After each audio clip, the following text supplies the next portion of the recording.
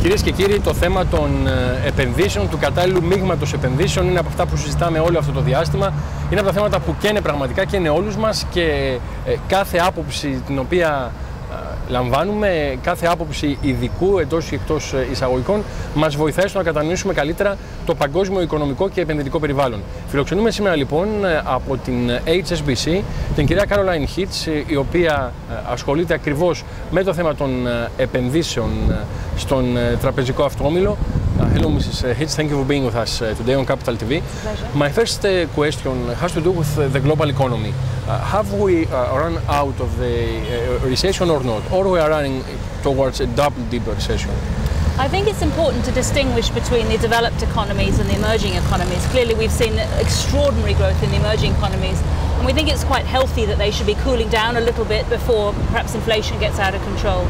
The growth in the developed economies was never so strong, and yes, that's possibly tailing off a little bit. But I think we have to remember there's a lot of capacity in these economies, so we don't think inflation is going to be a problem, and therefore interest rates will be kept low in the developed economies for quite some period of time. And our central scenario is that that will prevent a double-dip recession. Many analysts say that there is a bubble in the developing economies, especially in China. Do you believe that there is a bubble there in the real estate market or in the Chinese economy, and is it going to burst? And one of the really important things about what we're seeing in emerging economies at the moment is that a lot of the growth is from domestic demand. So they're exporting to each other, and the domestic demand is very good. And we think this is going to be a solid base for them and again prevent a very sharp slowdown. And there's a big discussion about the evaluation of yuan towards dollar. Do you think that this is the time to see this, or is it easy to move forward to this direction? Well, I think we are going to see what the Chinese have called flexibility, and what the investing community probably immediately thought was going to be a yuan appreciation. But we think actually flexibility does mean exactly that, does mean two-way movement, and that allows the Chinese some more flexibility in their currency strategy as well. So let's move to United States. The economy there seems to have some signs of moving out of recession. There are too many things that analysts are afraid of, like unemployment and the situation of the real estate market. Do you believe that unemployment will remain a negative factor in the effort of returning to growth? It's definitely a headwind. The consumer sector is definitely something that we're keeping an eye on. But as I said before, what underpins our view of the US is that interest rates in the US are going to stay low for quite some period of time. We really heard the Fed tell us that.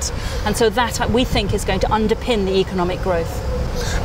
Let's talk about commodities and precious metals.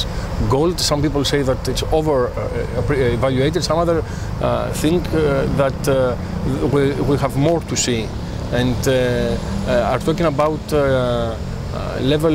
price level at 2,000, even at $2,000 per ounce.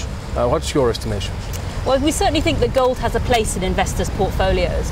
Right at the moment, we're more in the camp that says for the time being, gold probably hasn't got that much upside potential. And this ties in with our view on inflation and interest rates, because if inflation is low and interest rates are not going to rise for the time being, perhaps there's not so much potential in gold for the time being. But as I say, we do think there is a place for some gold in investors' portfolios.